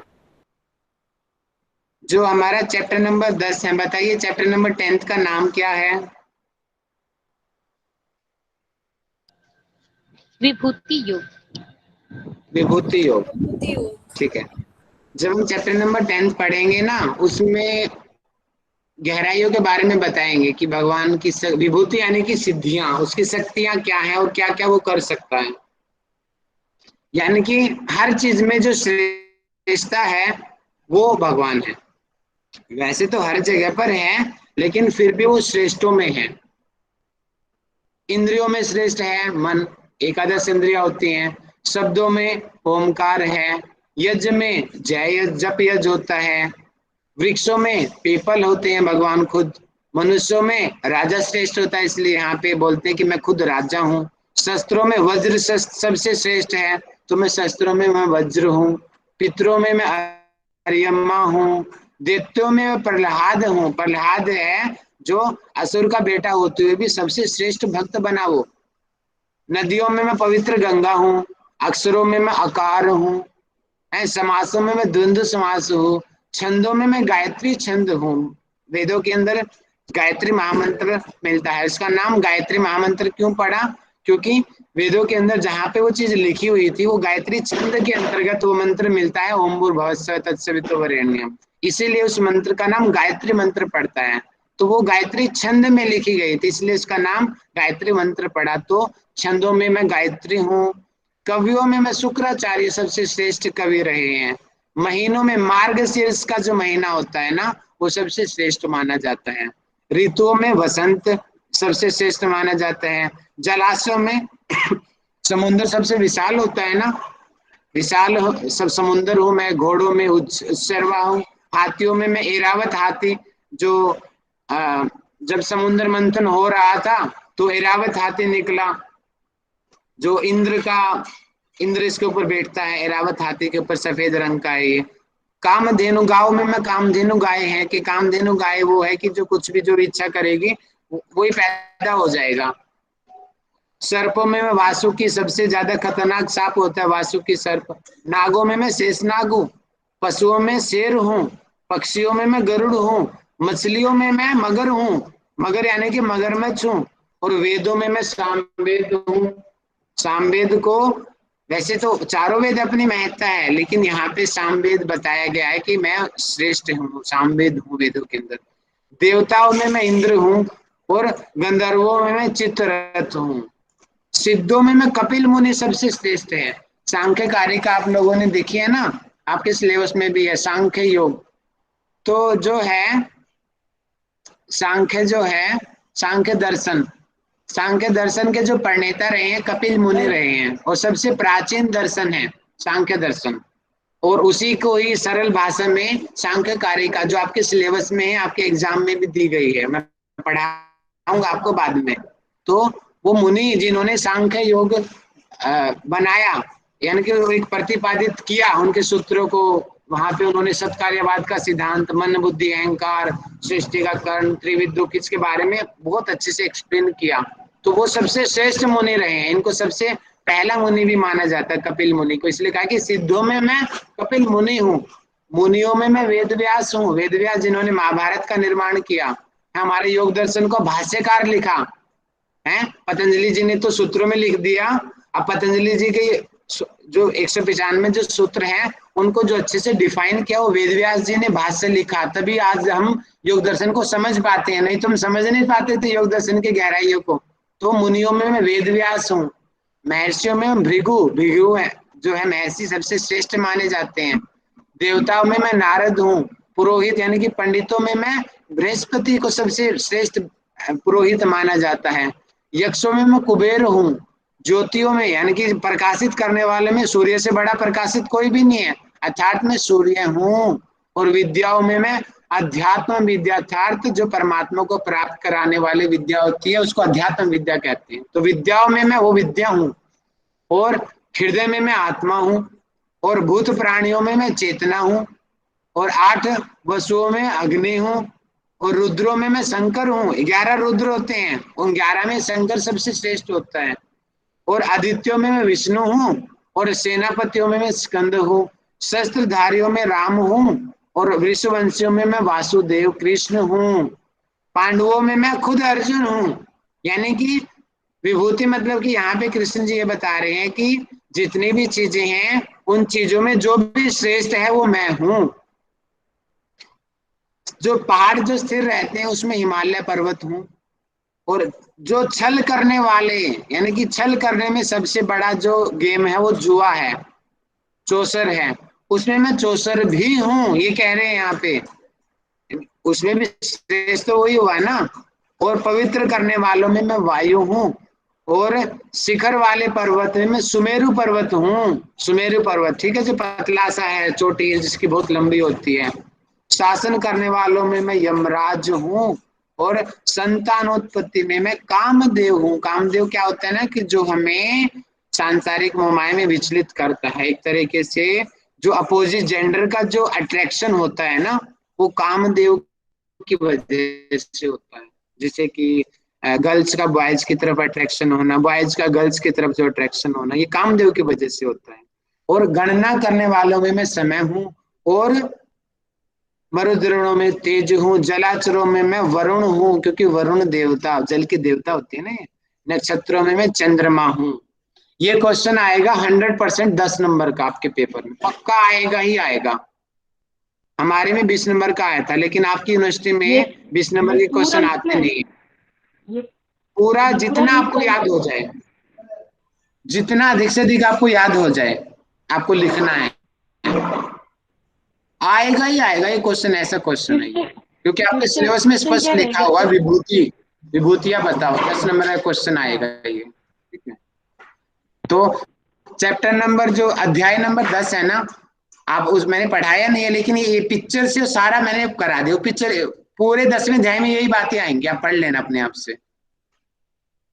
ठीक है, ये जैसे कि मैंने कुछ एक 40-50 पॉइंट थे, आप 20-30 पॉइंट भी आपको याद हो जाएंगे, बहुत है, आपके नंबर मिल जाएंगे।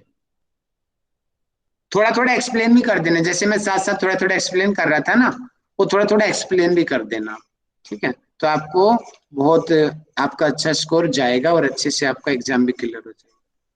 हाँ गौरी जी कुछ कह रहे हो आप? सर वो जो शकुनी का चौसर था वो किसी की हड्डी से बना था ना?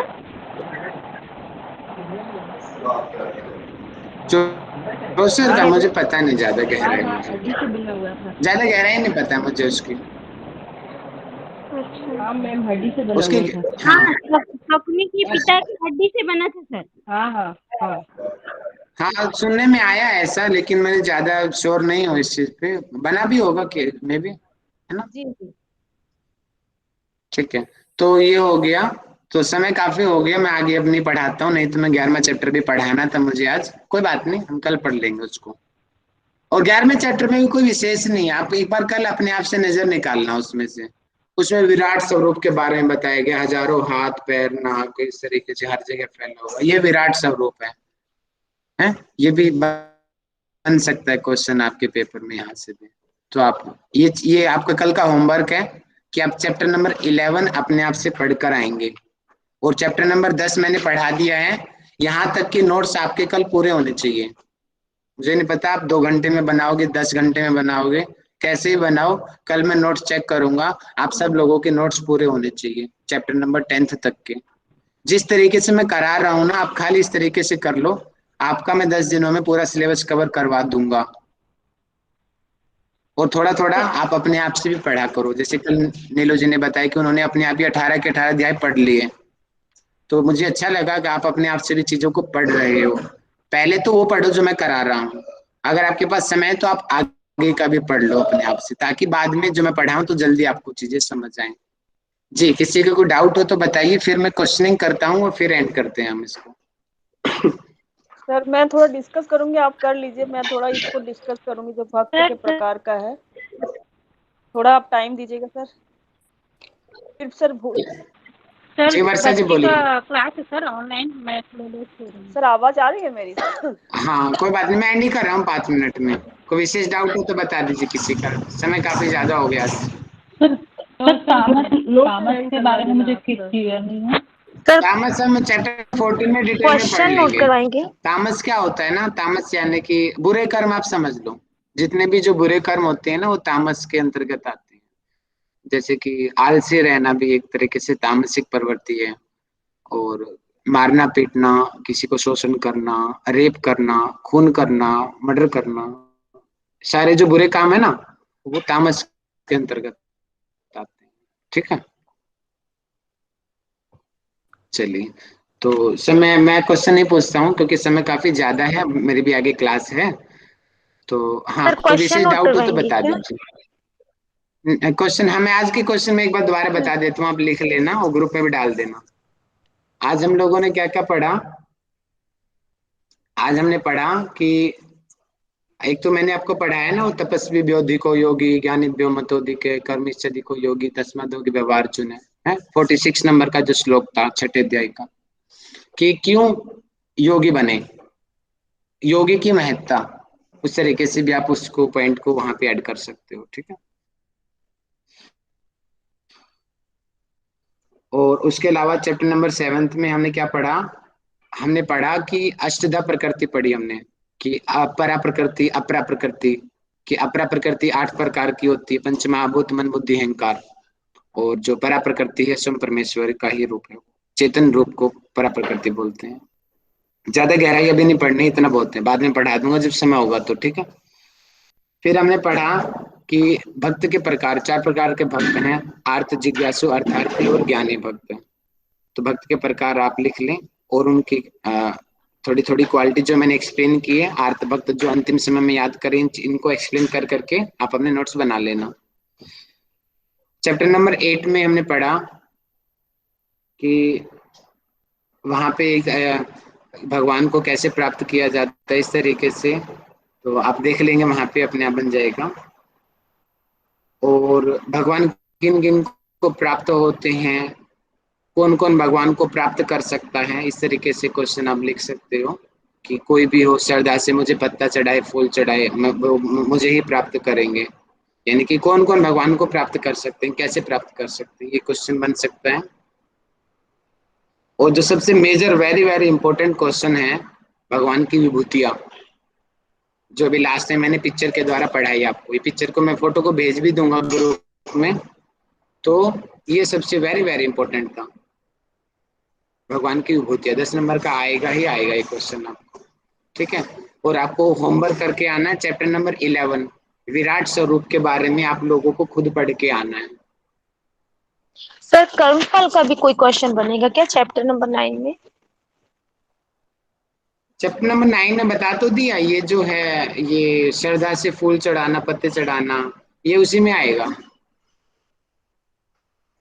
ये ज्यादा इम्पोर्टेंट नहीं है हमारे सिलेबस के दृष्टिकोण से। 8th जी 9th सर। ज्यादा वो नहीं है। 8th में वो बताया ना ओमकार अंतिम क्षणों में कैसे मुक्ति पाए, 8th चैप्टर में वो बताया गया है। आप वो लिख लो कि अंतिम क्षणों में कैसे मुक्ति पाए, उसका क्या तरीका भगवत गीता में बताया गया है, वो 8th चैप्टर में है, ठीक है। और 9th में वो भक्त वाला कि कोई भी किसी की भी भक्ति करे मुझे ही प्राप्त करेगा, श्रद्धा से प्रणाम करे, पुष्प चढ़ाएं, वो भी मुझे प्रिय है, लेकिन भाव होने चाहिए। आप लाखों रुपए का दान दे रहे हो लेकिन भाव नहीं है तो वो मुझे नहीं पा सकता, ऐसा स्पष्ट बता रहे हैं भगवत गीता के 9th चैप्टर के अंदर। चलिए सर एक बार रिपीट किएगा, करिए अभी ये वाली सेम 9th चैप्टर। अच्छा क्वेश्चन पूछ रहे हो क्या? जी सर। क्वेश्चन ये है कि 9th चैप्टर में कि कौन कौन भगवान को प्राप्त कर सकता है, या किस प्रकार की भक्ति से भगवान को प्राप्त किया जा सकता है। इस तरीके से कैसे भी घुमा घुमा के क्वेश्चन पूछा जा सकता है। बात वही है किस प्रकार की भक्ति, यानी कि आप सामान्य रूप से मैं लोगों के एग्जाम्पल दे देता हूँ कि हम हनुमान जी की पूजा करते हैं, माता जी की पूजा करते हैं, कोई सिख धर्म की कोई पुजारी है, कोई बुद्ध का पुजारी है, कोई जैनिज्म का पुजारी है, कोई मुस्लिम धर्म से संबंधित है। कोई किसी की भी पूजा करो, अगर उसकी श्रद्धा अच्छी है तो अंत में वो जो परमात्मा रूपी जो कृष्ण जन जो नाम दिया है वो उनको ही प्राप्त करेगा। क्लियर? जी सर। ओके जी, चलिए तो यहाँ पे ये संपन्न हुआ। क्वेश्चनिंग रह गई क्योंकि समय काफी हो गया और इसी लिंक पे मेरी अगली क्लास भी होनी है फिर, तो मैं आपसे माफी चाहूंगा। तो हम कक्षा को यही संपन्न करते हैं और बाकी आप कल पढ़ के आना। कल मैं पहले क्वेश्चनिंग करूंगा और उसके बाद में हम आगे पढ़ेंगे। तो मैं रिकॉर्डिंग अभी अपलोड कर दूंगा थोड़ी देर में, ठीक है। तो हम शांति पाठ करते हैं, सभी कमर गर्दन सीधा करके बैठ जाएं, आंखें सभी बंद कर लें।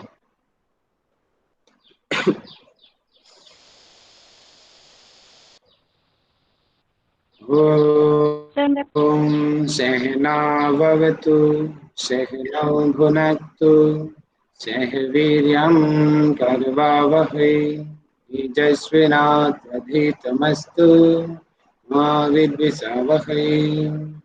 ओम शांति शांति शांति। हाथों को रख करें, अपनी आंखों को। सभी को सादर प्रणाम। हंसते रहे, मुस्कुराते रहें और अच्छे से अपने ग्रंथों का अध्ययन करते रहें। Thank you sir. जरूर आपको सफलता मिलेगी सभी को। ओम जी ओम। मोस्ट वेलकम जी। ओम सर। ओम ओम जी ओम जी। सर ये